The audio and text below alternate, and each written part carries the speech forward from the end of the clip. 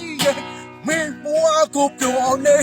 ဘဝမိုင်းအသားကြတော့ရှိနေပဲခွေအမငယ်နဲ့မင်းနာမငါလို့ရှိတယ်အကောင်းလူတူ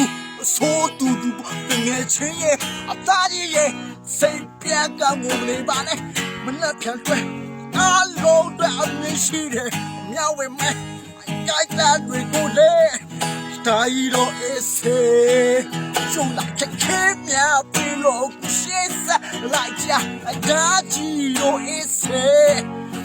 ရင်တော့ချစ်နေပြီစမ်းဘာမှပူပါနဲ့တားကြီးတော့အေးစေကျုံလာခဲမြပြီလို့ရှေ့ဆက်လိုက်ကြမေတားကြီးတော့အေးစေရင်တော့ချစ်နေပြီစမ်းဘာမှမပူပါအတားကြီးတော့အေးစေ